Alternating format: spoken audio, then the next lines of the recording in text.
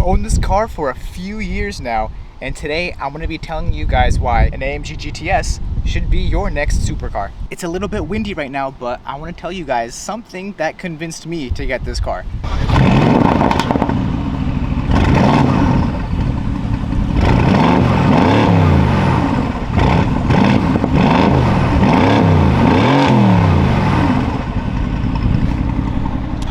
Alright, time to go.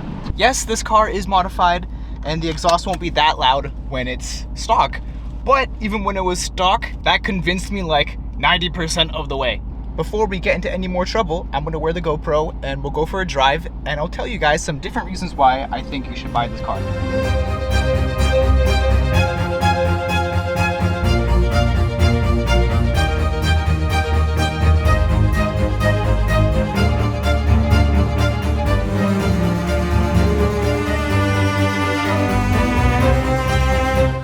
If you have 70 grand lying around and you're looking to get into something really sporty, then I think this car should be for you. For $70,000, aka for sports car price, you can get a car that performs like a supercar, especially if you get like a stage 1 tune or something on it. This car stock, Mercedes says you can get from 0 to 60 in 3.7 seconds. But from my other videos, you can see that even when the car was stock, I got 0 to 60 in 3.5 seconds. With a stage 1 tune, I was able to get 3.3. And usually for rear-wheel drive cars, the more power that you add, the harder it is for it to hook. But since this car is so well balanced, you really don't have to worry about the car not being able to put the power down. Unless, of course, if you have like pure 1000 turbos on it, then you gotta be careful. If you guys didn't know, this car has a front mid-engine transaxle setup. The weight distribution is pretty much 50-50. It is such a well-balanced car, that's why you can put more power into these and it can pretty much hook. Another performance-oriented point is that for 70K, you don't really get any other car that can handle this well. This car is kind of heavy though, around 3,750 pounds. It's not going to be like a GT3 or a GT4 RS in terms of handling. But for this price, this car, I think it dominates the competition. Like, you can still get a slightly used C63S for that money. But if you want something that is more performance oriented, more exotic looking, then get the GT. So what I said before, this is a 2019. If you get a 2019 C63, you're gonna get the 9-speed transmission. This car has the Magna PT 7-speed dual clutch transmission, and it is so much better in terms of performance than the normal 9-speed AMG transmission. And with performance comes sacrifice, because this car, even though it has the better transmission and it's wider and lower, has a better weight distribution, going over these bumps, it's not fun. It's very, very, very, very stiff. And the GTR is even stiffer than this, so it's like, you gotta sacrifice a lot of things. You can feel every little bump in the road in this car. See these bumps? I'm sure my camera's doing a good job stabilizing, but it is a little bit wavy here, and I'm sure if you had like a passenger that gets car sick easily, they're gonna be done after like a 10-minute car ride. Even though the C63 transmission is gonna be a little bit smoother, it's not gonna be as lightning fast as the Magna PT. And for those of you that really like the straight line numbers, I was able to go to Mexico and do a 100 to 200 run, and the time was around 6.5 seconds. And that is with the stage 1 tune. And on the dyno, we did 550 wheel horsepower and like 540 wheel torque. And that's a lot of torque, because in these cars, you get all the torque basically down low before 2,000 RPM. It's not like an NA car where you have to really wring out the RPMs in order to start kicking, you know? And I also just want to clarify that you don't need to go fast to have fun in this car. That's why I drive this car in the city. I mean, it's not really that good for the brakes, but oh my god, this V8, it just shakes your entire body. The rumble, everything. It's just such a pleasurable experience to drive this car even at low speeds.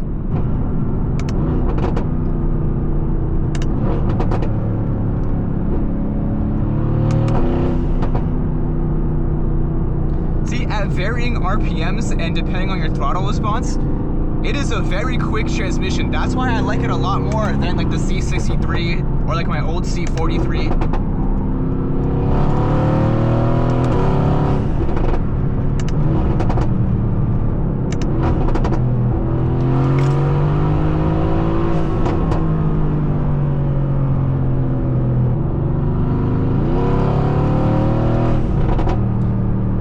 Only half throttle, which is crazy.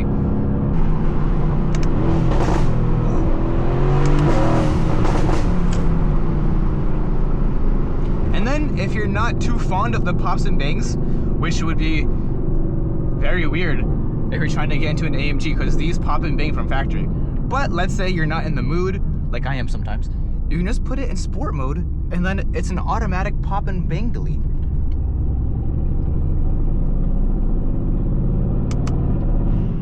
See, downshift, no pops and bangs.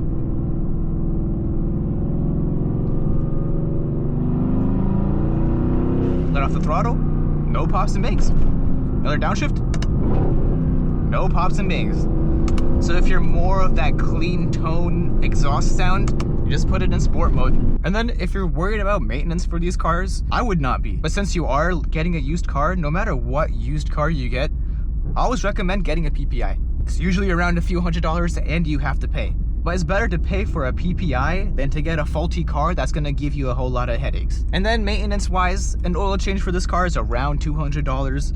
Service A, service B is gonna vary depending on where you live and what dealership, which is weird. Service A is probably gonna be like around $300 to $500 depending on where you live. And then service B is a little bit more. It's like $700 to $800, which is a lot. No matter where you live, I would highly recommend good Euro shops and maintenance. For example, the Mercedes dealership quoted me $10,000 for the rotors and the pads.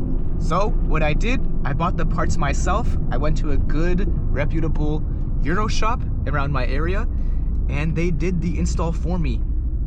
Oh God. Well, this looks really fun. Let me check.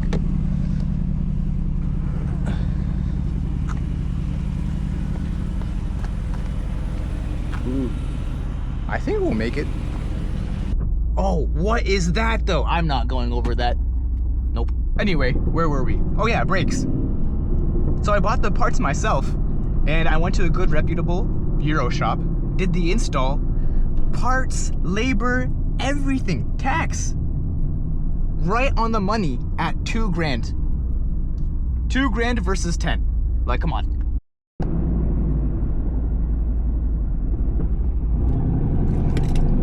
All right, with our car wash completed, we can now continue this video. But if you guys haven't seen my most recent video on how to drive an AMG, you guys should go watch that. But since we're about to hit the highway, I might as well just summarize what I said in that video in this one, since it correlates and everything. If you guys are on the highway and you're trying to avoid another car, or a Mustang pulls up on you, or a Huracan, all you gotta do is just hold the left paddle down, and the car will automatically decide what gear to put you in. So instead of just keep pressing the downshift paddle, just hold it and then it'll drop you a few gears. And if you double click, boom. And as you guys can see, I'm not in the full manual mode, I'm in the temporary one, which is actually pretty clutch if you're just learning how to use your paddle shifters, because you won't bounce off the rev limiter. But let's say it's taken too long to put you back into drive, all you gotta do is hold the upshift paddle and then it'll put you in drive immediately. Well, so far we talked about the performance, we talked about maintenance, handling, the transmission. Now let's talk about road tripping and rallying. It's not that bad. Oh my God, these roads are... But for a V8, this is not that bad. Like, I'm driving in the city and we are getting around 9.8 miles per gallon. And that's like with city driving, mostly city driving. On the highway, when I've taken this car on rallies and stuff and I'm not really pushing it, you can get 25 to 30 miles per gallon especially if you're in comfort mode and you're just cruising on the highway and you activate sailboat mode. For $70,000 for a 2016 AMG GTS, you really can't beat the performance and the feeling. I will say the feeling. Yeah, you can probably buy a BMW for that price and it'll probably perform just a little bit under or just as good, but it's not gonna make you feel the same way as this car. And you won't really know what I'm talking about until you drive one or until you sit in one. These cars depreciated a lot, and if your budget is a little bit more, like 90K, you can get an AMG GTC, and with that you get the rear axle steering. You don't have rear axle steering in the AMG GTS. Modifications for this car are kind of pricey. A tune for this car is gonna be at least, at the bare minimum, $1,500 USD. For a good tune, like an ECU tune, it's gonna be at least $1,500. It's not like BMW where you can just download an app on your phone for $200 and tune your car stage 2 and get like an insane burbles. It's not like that. Mercedes aftermarket world is smaller and more expensive than the BMW world, unfortunately. Like my rear wing, it costs like $1,200. A rear wing for a BMW is like a tenth of that. So not only are you more limited in terms of modifications, but it is a lot more expensive. But if you're not really too big into modifications, but you want the extra power boost, I would say just get a stage 1 ECU tune and just call it a day. Because with the stage 1 ECU tune, you get over or around 100 wheel horsepower just from stage 1. But in the older GTS model, the turbos are actually bigger than in this year. This is the 2019. The 2016 turbos were bigger.